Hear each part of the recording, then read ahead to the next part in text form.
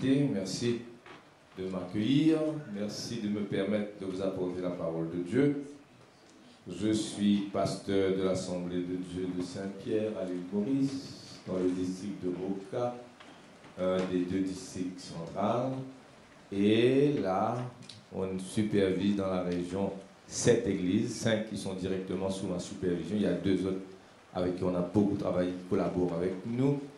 Papa, père de 4 enfants, grand-père de 4 enfants pour le moment. Enfants 4, les petits-enfants c'est 4 pour le moment. Voilà, c'est tout. On va vous apporter le même message que nous avons apporté ce matin. Bien entendu, c'est le Saint-Esprit qui dirige. Il y aura forcément des petites variantes. Et quelquefois, c'est justement dans ces petites variantes que le Seigneur parle à certains. Alléluia. Les grandes lignes seront les mêmes. La valeur infinie du sang de Jésus. La valeur infinie de notre rédemption. 1 Pierre, chapitre 1er, versets 18, 19, 20 et 21.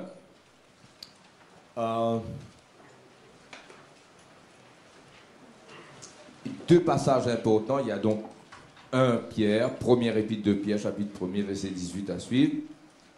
Et le deuxième passage que nous allons lire pas tout de suite, mais quand nous arriverons à la deuxième partie, c'est Romains, chapitre 6, versets 5 à 11. Bien entendu, avec ces deux passages, il y aura d'autres versets que nous allons citer et nous essayerons de vous apporter le même message. Amen. Sachant que ce n'est pas par des choses périssables, par de l'argent ou de l'or, que vous avez été rachetés de la vaine manière de vivre, que vous aviez hérité de vos pères, mais par le sang précieux de Jésus-Christ, comme d'un agneau sans défaut et sans tache, prédestiné avant la fondation du monde, manifesté à la fin des temps, à cause de vous qui par lui croyez en Dieu, lequel l'a ressuscité des morts et lui a donné la gloire, en sorte que votre foi et votre espérance reposent en Dieu. Sachant que, comme je l'ai dit ce matin, ces deux mots, sachant que, sous-entend que nous savons. Quand je dis sachant que, quand l'apôtre Pierre a écrit ces mots à ses destinataires de l'époque, sachant que, ça veut dire nous savons. C'est quelque chose d'établi. On va discuter là-dessus. Sachant que quoi? Qu'est-ce que nous savons avec certitude comme ça? Que ce n'est pas par des choses périssables, par l'argent ou de l'or que vous avez été rachetés, de la vaine manière de vivre, que vous aviez hérité de votre Père. C'est ça que nous savons. Nous savons au fond de nous-mêmes que nous n'avons pas été rachetés par des choses périssables comme l'argent et l'or. Et quand nous y réfléchissons, d'une façon terrestre, l'argent peut être éprouvé, l'argent et l'or peuvent être éprouvés par le feu. L'argent, c'est pas comme du bois pourri. L'argent, c'est pas comme le fer. Le fer peut attraper de la rouille et puis se détériorer et même pourrir. L'or et l'argent, c'est quelque chose d'autre. Et pourtant, l'or et l'argent sont classés ici parmi les choses considérées comme périssables. Et par contraste, il dit, mais par le sang précieux de Jésus, signifiant que le sang de Jésus n'est pas périssable comme l'argent et l'or qui sont classés comme périssables ici. Vous avez été rachetés non par des choses périssables comme l'argent et l'or, mais par le sang précieux. Donc le sang précieux n'est pas périssable, le sang précieux n'est pas corruptible, le sang précieux est éternel. Amen. Et le sang de Jésus qui nous a purifiés quand nous sommes venus pour la première fois à Jésus, nous purifie maintenant et nous purifie chaque jour. Le sang de Jésus nous protège aussi. Amen. Alléluia. Dans l'Ancien Testament, à chaque fois qu'il y a eu un autel érigé et un holocauste offert et du sang versé, la gloire de Dieu s'est manifestée. Amen. Mais nous avons un verset dans Hébreux chapitre 10 et le verset 24, je crois, ou verset 4, hein, Hébreux chapitre 10, verset 4, le verset 4, quand il est impossible que le sang des taureaux et des boucs ôte le péché. Donc, le sang des taureaux et des boucs de l'Ancien Testament ne pouvait pas enlever, ôter le péché. Le sang de Jésus enlève, ôte, efface complètement le péché. Le sang des victimes de l'Ancien Testament, disons, couvrait le péché pour permettre à Dieu d'intervenir. C'était le sang des victimes de l'Ancien Testament. C'était des préfigurations annonçant la venue de celui qui devait venir, Jésus-Christ notre Seigneur, qui est mort sur la croix, offrant son sang précieux. Et c'est bien écrit que le sang des taureaux et des boucs ne pouvait pas ôter le péché, mais dans une certaine mesure couvrir le péché pour permettre à Dieu d'intervenir, puis annoncer celui qui devait venir, Jésus-Christ. Le sang de Jésus ne couvre pas le péché. Le sang de Jésus enlève. Amen. Enlève complètement ce que les victimes de l'Ancien Testament ne pouvaient pas faire. Couvrir seulement pour pouvoir, et tout ça c'était symbolique, mais nous comprenons cela très bien. Le sang de Jésus enlève, efface le péché. Amen. Et puis protège. Et je suis venu pour vous parler de cela aujourd'hui, sachant que nous n'avons pas été rachetés par des choses périssables comme l'argent et l'or, mais par le sang précieux de Jésus. Quand nous allons, j'ai quelques points à partager avec vous, frères et sœurs, et je prie, et j'espère qu'après la prédication, même pendant la prédication, vous allez avoir un nouveau regard sur le sacrifice de Jésus. Et vous allez réaliser combien vous êtes vous-même précieux aux yeux du Seigneur. Amen. Avoir un regard plus éclairé, plus élargi sur la signification du salut que nous avons en Jésus-Christ, notre Seigneur. Amen. Jésus nous a rachetés par son sang. On rachète ce qui était à soi et qu'on a perdu, n'est-ce pas? On achète pour la première fois, on rachète. Quand on a perdu, on rachète. Et quand quelqu'un rachète ce qui était à lui et qu'il avait perdu, bien souvent cette personne est toujours disposée à payer n'importe quel prix, hein, pour recevoir ce qu'on a perdu. Si ça a une valeur personnelle, familiale, sentimentale, on est prêt à tout payer pour racheter. Jésus a payé de son sang pour nous racheter. L'homme appartenait à Dieu, appartient à Dieu, et puis Adam a péché, et il a perdu la gloire, il y a eu comme une séparation, comme vous savez, et Jésus est venu pour nous racheter. Amen. Je commence avec le premier point, nous allons continuer, s'il y a des choses que je dois retourner sur certains points, on va le faire, mais juste à cause du temps. Le premier point que j'ai soulevé dans ce matin, hier, c'est que l'objet qu'on achète prend la valeur du prix payé. Ça semble évident et ça semble assez simple, mais ce n'est pas aussi simple que ça. Hein? Nous allons procéder par comparaison, par parabole, par des petites histoires, des images simples. Hein? C'est comme ça que le Seigneur procédait lui-même. C'était sa méthode. Nous sommes ses disciples. Pourquoi pas nous? Nous allons emprunter nous aussi cette voie et procéder par comparaison, par des petites histoires qui va rendre possible, rendre plus concret ce qui semble être abstrait ou peut-être pas trop saisissable pour vous. Et on va le faire aujourd'hui. Et la première des choses, c'est que Jésus nous a rachetés par son sang. Il est venu lui-même payer de sa vie. Amen. C'est ce qu'on va expliquer. En Corée du Sud, il y avait un pasteur, le pasteur de la plus grande église pentecôtiste, hein, Dr. Cho, hein, vous connaissez Dr. Cho. Au commencement, il devait bâtir l'église. J'ai entendu ce témoignage plus d'une fois. Il avait besoin de finances pour bâtir l'église. L'église grandissait. Et là, quand il a annoncé à l'église de pouvoir, de venir contribuer, alors des femmes sont venues, certaines avec leurs boucles d'oreilles, leurs anneaux, leurs colliers. Des hommes aussi sont venus avec de l'argent. Vous connaissez certainement plusieurs parmi vous connaissez cette histoire. Et là, il y a une petite vieille une grand-mère qui n'avait qu'un bol et une cuillère. Hein? Vous connaissez cette histoire? Un bol et une cuillère. Et elle est venue pour dire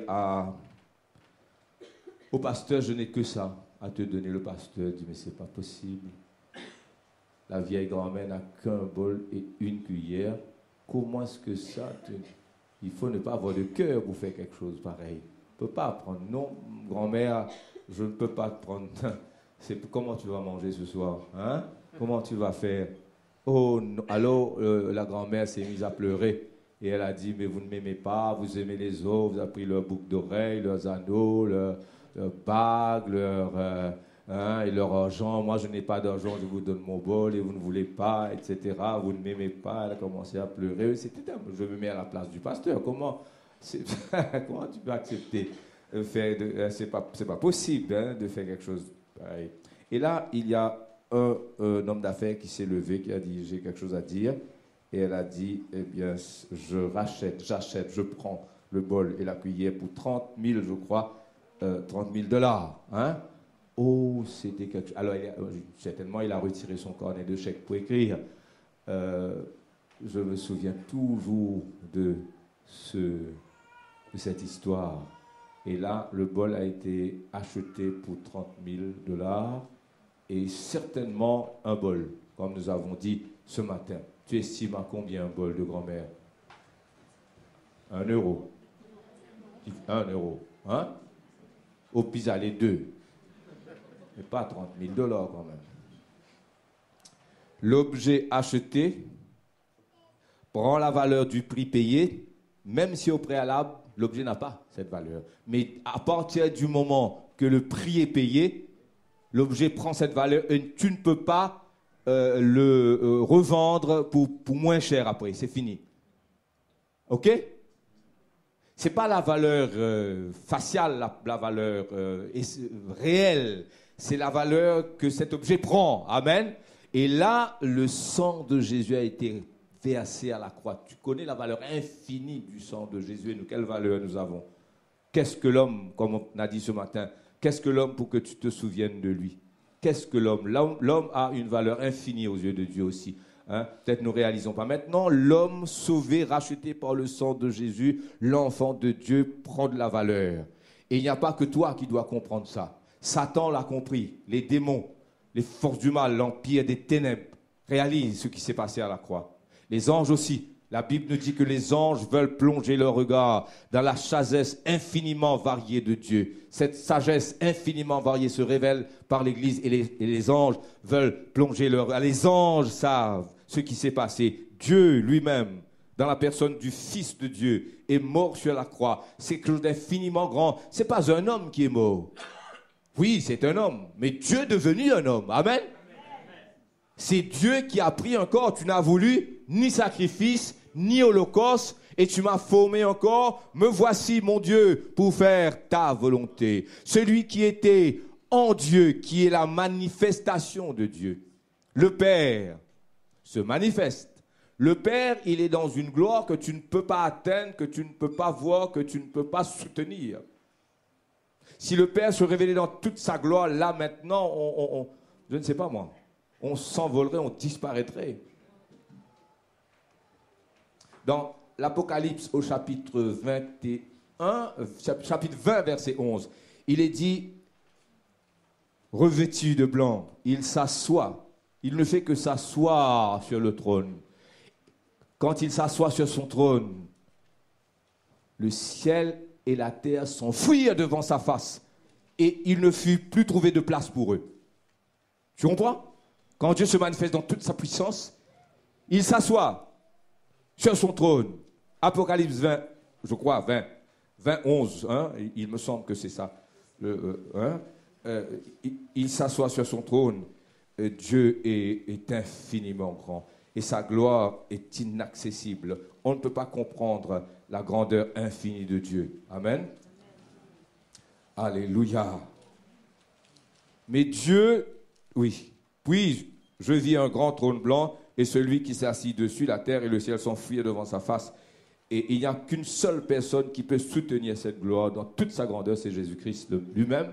Et c'est ce qui s'est passé quand Dieu a ressuscité Jésus d'entre les morts et son corps humain qui était dans le tombeau fut ressuscité et c'était, je crois, toute la plénitude de sa puissance. Amen. Comment on va nous soutenir cette puissance? Dieu se manifeste.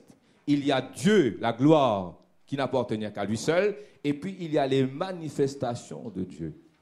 Amen. Dans la mesure où nous pouvons le recevoir et le soutenir, et puis nous marchons, comme le dit 2 Corinthiens 3, 18, nous marchons de gloire en gloire, allez le plus profondément, une ondée appelle une autre ondée, hein? Une onde appelle une autre onde, et on va de profondeur en profondeur, autant qu'on pourra soutenir.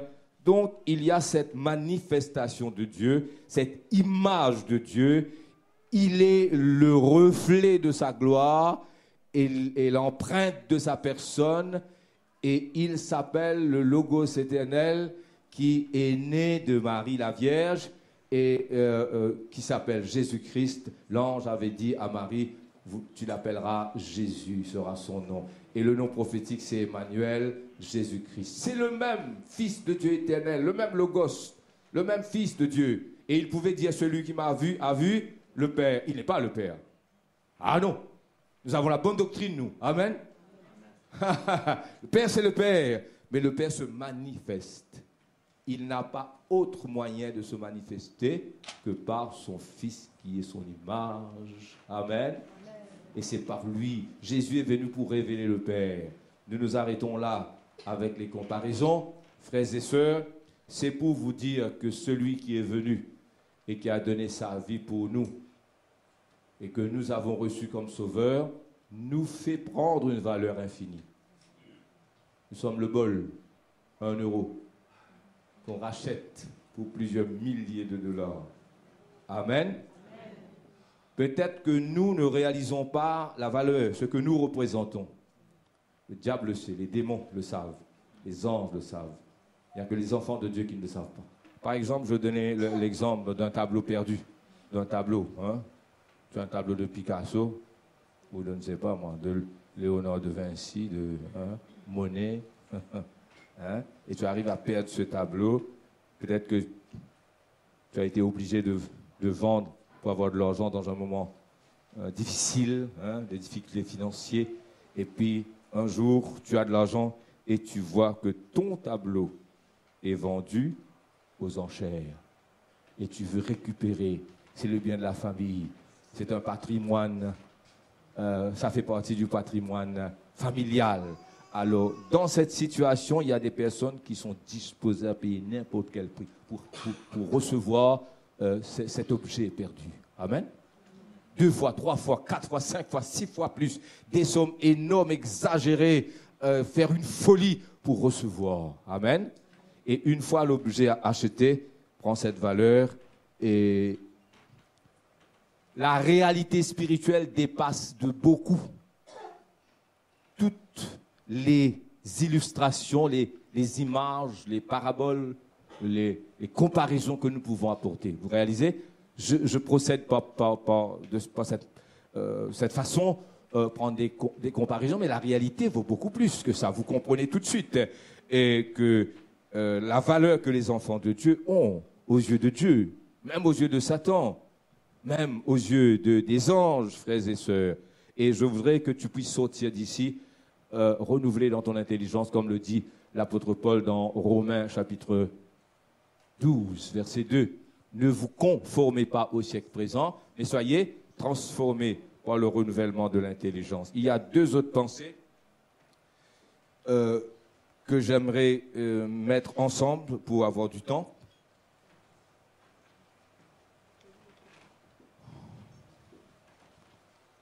C'est un chapeau que tu as? Voilà. Je voudrais que ma femme puisse avoir le même. Enfin, ça tu as mis. Disons que ça s'est vendu comme ça, hein? Ou un chapeau. Qui a un chapeau là? Hein? On a pris le chapeau depuis hier, hein? Voilà. Voilà, notre sœur. Joli chapeau blanc. Vous-même, ma sœur. Hein? Je voudrais que ma femme puisse avoir le même chapeau. Je vous demande, ma sœur, tu as acheté ton chapeau, combien, quelle est la marque, dans quel magasin, et puis je vais en acheter le même chapeau pour ma femme, mon épouse, Janine.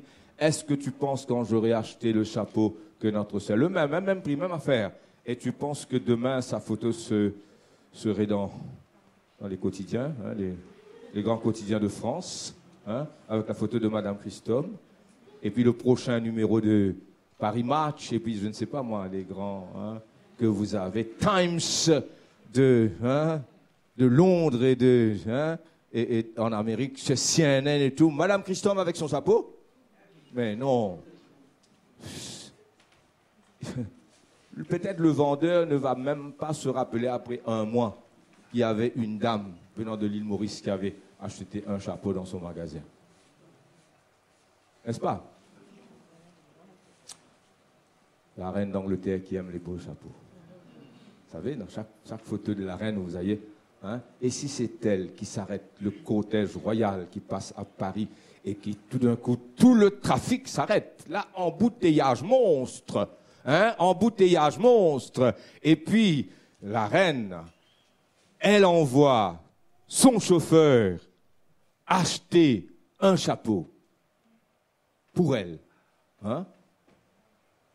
Mon ami, le lendemain, ça va être la une des journaux. Hein?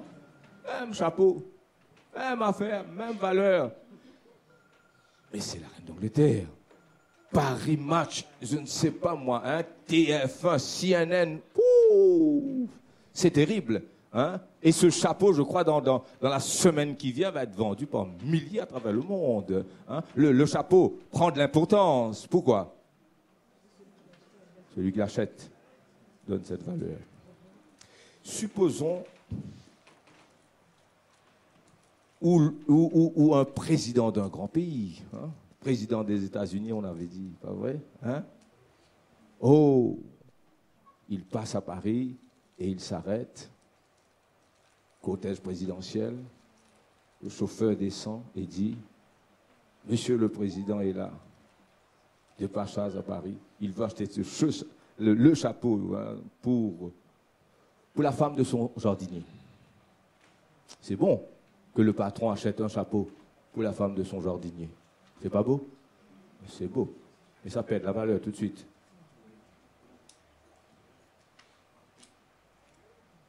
Si par contre, au lieu d'envoyer son chauffeur, il descend lui-même, comme il descend, il y a tous les comment on appelle, les codes du corps, les paparazzi avec leurs photographes et tout, il descend. Le président n'envoie pas son chauffeur pour acheter un chapeau pour la femme du jardinier, qui est très beau, hein, un acte.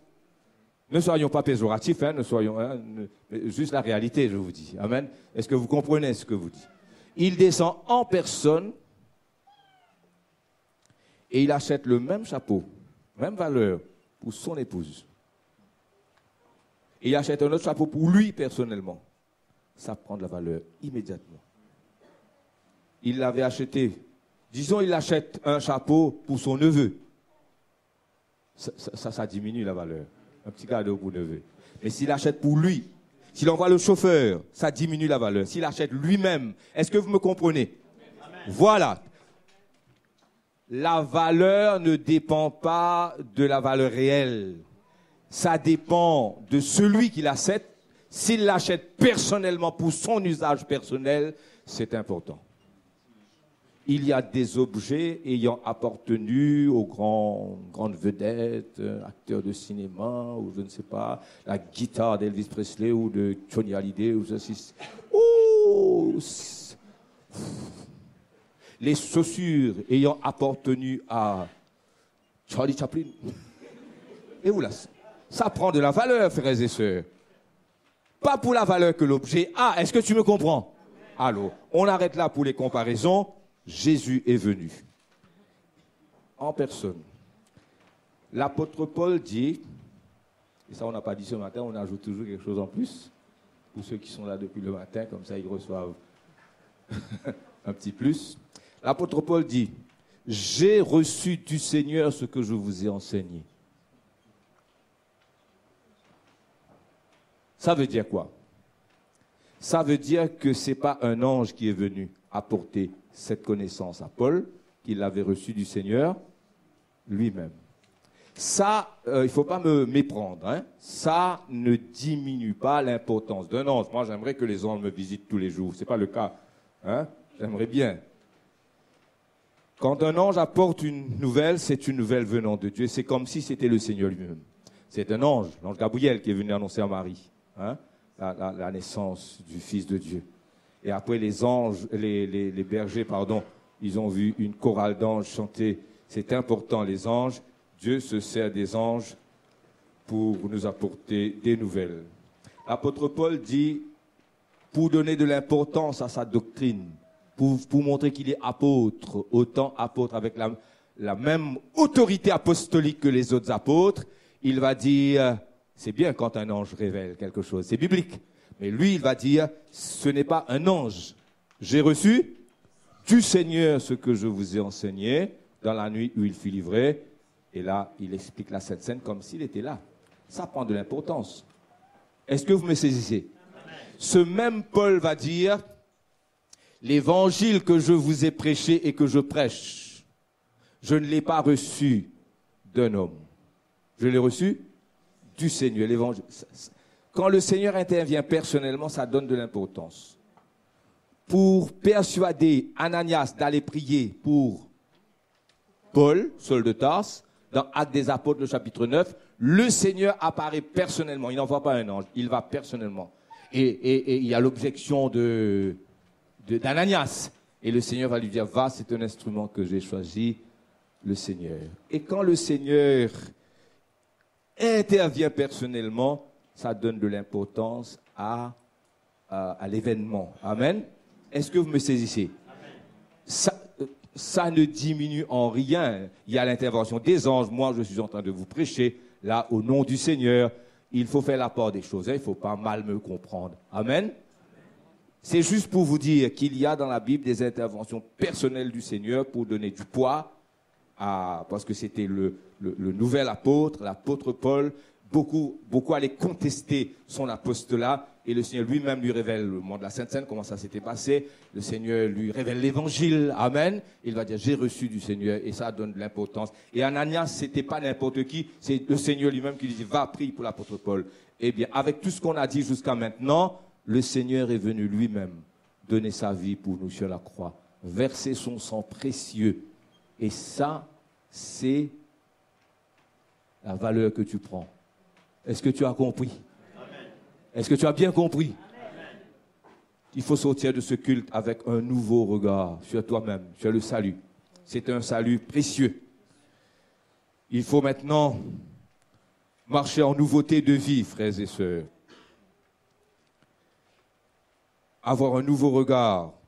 Romains chapitre 12 nous dit, verset 2, ne vous conformez pas au siècle présent, mais soyez transformés par le renouvellement de l'intelligence.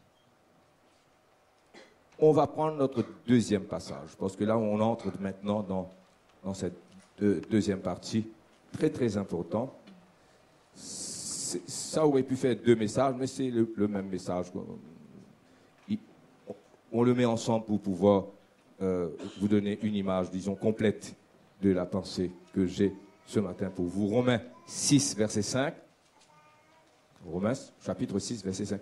En effet, si nous sommes devenus une même plante avec lui pour la conformité à sa mort. Voilà le mot conformité qui revient. Ne vous conformez pas au siècle présent. C'est écrit dans la même épître au chapitre 12. Ne vous conformez pas au siècle présent. Et là, au chapitre 6, l'apôtre Paul nous dit que si nous sommes devenus une même plante avec Christ par la conformité à sa mort, nous le serons par la conformité à sa résurrection, sachant que notre vieil homme a été crucifié avec lui et que le corps du péché fut détruit pour que nous ne soyons plus esclaves du péché, car celui qui est mort est libre du péché. Or, si nous sommes morts avec Christ, nous croyons que nous vivrons aussi avec lui, sachant que Christ ressuscité des morts ne meurt plus. La mort n'a plus de pouvoir sur lui car il est mort, et c'est pour le péché qu'il est mort, une fois pour toutes. Il est revenu à la vie, et c'est pour Dieu qu'il vit. Ainsi vous-même, regardez-vous comme mort au péché et comme vivant pour Dieu en Jésus-Christ. Je vais procéder comme ce matin, prendre le même exemple, frères et sœurs, pour essayer de vous expliquer quelque chose de très très important, de très profond.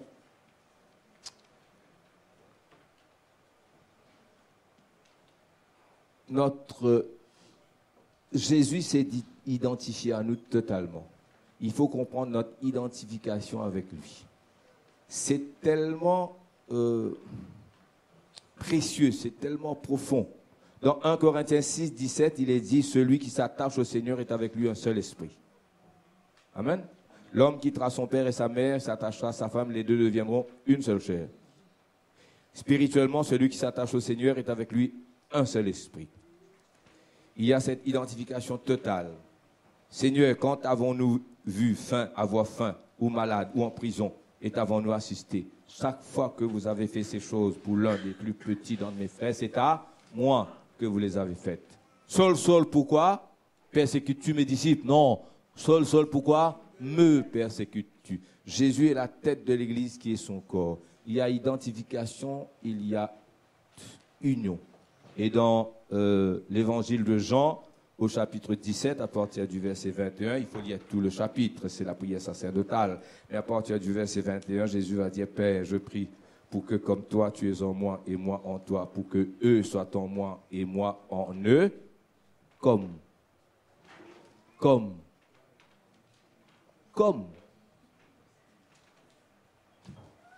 il est écrit, Marie, aimez vos femmes, comme Christ a aimé l'Église. Le standard est élevé. Quel genre de communion Jésus demande à son Père qu'il y ait entre lui et nous? Le même type, avec la même richesse, la même profondeur, la même signification, les mêmes conséquences. Comme je suis en toi et comme tu es en moi, je te prie pour que eux soient un en nous. Alors moi en toi, toi en moi, moi en eux et eux en nous. Il n'y a pas plus grande unité que ça. Amen. Le diable le sait. Les anges le savent. Les enfants de Dieu ne savent pas. La puissance que nous avons, nous sommes rien. Nous sommes unis avec Jésus. Il y a une comparaison que je voudrais prendre. J'ai quelque chose en tête, mais je vais y revenir après. Imaginons, comme je l'ai dit ce matin, imaginons un homme bandit, ennemi public numéro 1, recherché par la police. Il ne peut pas se montrer en public. Et les soldats ont reçu l'ordre, si vous le voyez, saisissez-le vivant. S'il essaie de s'enfuir, tirez à vue. OK. Donc il est condamné, il est recherché par la loi, condamné par la loi. Il a sur lui la loi est contre lui, il est coupable. Et imaginons toujours, dans l'imaginaire, nous allons rester sur le point essentiel. Si nous allons trop loin, on va se perdre. Dans une parabole et dans une histoire, il y a un point important, un seul point important. Quand tu l'as saisi, c'est fini. Il ne faut pas pousser le bouchon trop parce qu'on va s'y perdre après.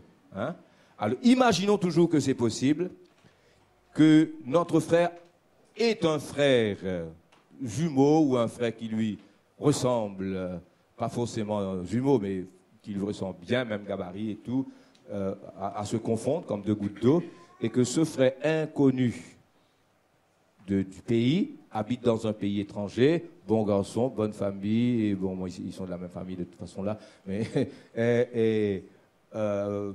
bonne situation, etc. Il vient pour aider son frère. Imaginons toujours l'inimaginable, qu'il prend la veste de son frère et puis il prend sa carte d'identité, et toutes les cartes que vous avez, permis de conduire et tout. D'ailleurs, il ressemble à son frère, on ne va pas se douter. Il sort en public et la police, les soldats, le somment de s'arrêter. Il tente de s'enfuir, on tire à vue, il meurt Et quand on vient, on ouvre sa poche, on voit les cartes d'identité. Eh bien, c'est lui. Henri XYZ est mort. Maintenant, nous allons arrêter notre comparaison là, parce que si tu me dis, ben là, l'empreinte digitale, texture de cheveux, là, tu vas me faire perdre pas mon latin, mais mon parabole. ma parabole. Et disons que c'est possible. Je disais ce matin qu'il y avait à Maurice un cas où quelqu'un a appris qu'il était mort.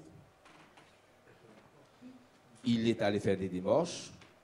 Et puis, on a vu quelque chose de pas normal dans son cas. Je crois que la chose a été référée aux autorités, à l'état civil, quelque chose comme ça. Et puis, il était mort. Tu te rends compte? Tu vas à la préfecture, on te dit, mais monsieur, vous êtes mort. Hein? Parfois, il y a des personnes qui ont le même nom. Hein? Même nom, mais pas même acte de naissance, pas même date de naissance. Mais quelquefois, tu as quelqu'un, un cousin éloigné qui te ressemble, qui a le même nom, qui a la même date de naissance, et puis on t'annonce que tu es mort, tu penses, hein? Tu t'imagines ce que ça peut faire? Imaginons que c'est possible. Alors, tu vas avoir un homme qui est mort avec un nom, avec une carte d'identité, et l'autre personne vivante échappe à la justice ne va plus le rechercher, personne ne peut l'accuser, il est libre. Mais il est libre à condition.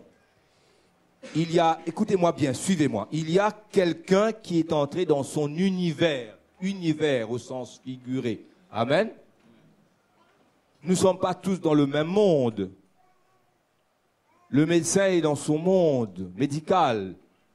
Le joueur de football, c'est un autre monde. Le joueur qui va dans les casinos pour jouer, hein, de l'argent, ça, c'est pas nous, hein, nous ne sommes pas dans cette catégorie-là, nous. Pardon, nous sommes les chrétiens, hein, l'Assemblée de Dieu de Sarcelles. Mais imaginons, chacun son monde. Les voleurs, ils ont leur monde. Hein? Les comptables, ils ont leur monde. Chacun son univers. Je ne sais pas dans quel univers. Ça, c'est une autre prédication, un autre message. Mais tout dépend. Nous sommes tous chrétiens, pas forcément. Nous sommes tous enfants de Dieu. Mais notre vie spirituelle, il y a beaucoup de choses à voir. Amen. Je vais essayer quand même de vous dire un mot là-dessus. Voilà notre ami vivant, mais déclaré mort. Tu as les journaux, tu t'imagines, bandit de grand chemin, il est mort. Quand on est légalement mort, quoique vivant, on est libre. La loi ne peut pas te poursuivre. Et si tu avais des dettes, imaginons que le type Henri XYZ est mort et qu'il avait des dettes, je ne sais pas moi, 10 millions d'euros. Hein? Mais tout d'un coup, il est libre. Son frère est mort pour lui, s'étant identifié à son univers, à sa personne, mais lui, hein, Henri XYZ, doit changer de nom. Hein? Ce matin, on avait donné un nom à l'autre frère qui est mort, Étienne. Hein? Mais maintenant, il s'appelle Étienne. Fini, Henri. Je m'appelle Étienne. Je ne bois pas, je ne fume pas, je ne dis pas des gros mots en public. C'était tout ce qu'il faisait auparavant lui-même. Il ne peut pas le faire. Il entre dans un autre univers, l'univers de son frère. Et si son frère était comptable, avec des certificats, des diplômes, à lui d'aller apprendre maintenant. Hein? Tu me comprends? Est-ce que tu me comprends? Essaye de me comprendre. Amen? Amen, amen. Bon, ça, la parabole s'arrête là. Mais en ce qui concerne Jésus, vous savez, la réalité dépasse la parabole. La réalité dépasse l'histoire. En notre cas, c'est possible. Dans son cas, et je disais, si comme Michel, son frère était médecin, ben là c'est impossible. Comment je vais aller faire moi pour entrer dans son univers? Mais avec Jésus, c'est possible. Là où la parabole s'arrête, la réalité continue. Jésus vit en moi. Ce n'est plus moi qui vis, c'est Christ qui vit en moi. Amen. Et quand j'impose la main au nom de Jésus, c'est pas Willy Christome qui le fait. Oui, c'est moi qui le fais, c'est bien ma main. Tu as des gants en plastique, par exemple. Hein? Et puis tu as des gants en laine, etc. Bon, si tu as un piano, un clavier, tu prends une paire de gants et tu mets ton paire de gants sur le piano. Est-ce que ta paire de gants peut te jouer Für Elise? Hein, vous connaissez Für Elise? Hein? Pour Élise. Hein? Bon, passons. J'allais le faire, mais...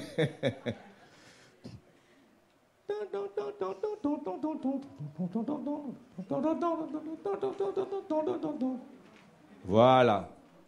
Lettre à Élise. Je crois que c'est bien ça, non? Non. Les gants vides ne peuvent pas jouer ni Fiorelis, ni Beethoven, ni Mozart, ni rien du tout. Mais quand le pianiste, enfin les pianistes ne jouent pas avec des gants en plastique. Encore une fois, imaginons, parabole, image, pour rendre crédible ce que je vais dire. Et puis le pianiste, ce jour-là, je ne sais pas ce qui s'est passé par la tête, il joue main nue, mais ce jour-là, il a voulu mettre une paire de gants. Et qui va jouer? Qui joue? Le pianiste. Qui touche? Ou qu'est-ce qui touche? Les notes. Gants. Là, nous avons une image où les gants jouent et ce ne sont pas les gants qui jouent, en réalité. C'est ce que nous sommes. Et c'est nous, mais c'est lui. Amen. Christ en moi, l'espérance de la gloire. Jésus est réellement en moi. Ce n'est pas de la prétention, c'est la foi. Amen. Et si je te touche, tu seras guéri, pas à cause de moi, mais à cause de lui. Je le crois. Amen. Amen. Alléluia, je le crois.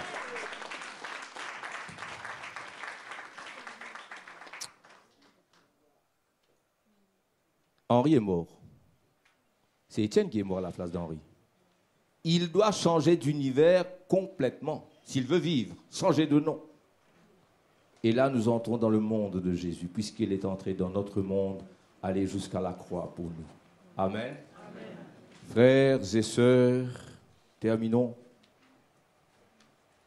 Il faut le croire. Il faut réaliser que Christ est en nous.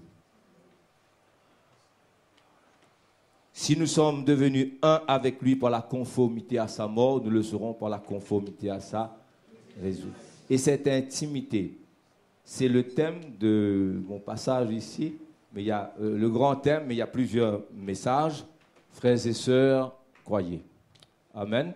Et là, il faut le confesser, le dire, le proclamer, le chanter. Moi, je répète à moi-même, je ne sais pas combien de fois par jour, ce n'est plus moi qui vis, c'est Christ qui vit en moi. À qui veut l'entendre? À Satan surtout. Et aussi à mon Dieu. Quelquefois, je lui rappelle. Hein? Attention qu'il oublie. Non, il n'oublie pas, il est Dieu. Amen. Seigneur, ce n'est plus moi qui vis, c'est toi. Et j'ai dit, Seigneur, fais que quand je prêche à Sorcelles, il ne me voit plus, il ne m'entend plus, il te voit toi. Il faut être humble. Nous sommes cette paire de gants, frères et sœurs, inutiles sans lui. Alors, il y a dans le royaume de Dieu,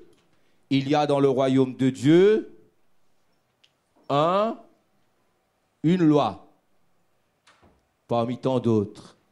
Tout se place par une proclamation. La vie et la mort sont au pouvoir de la langue.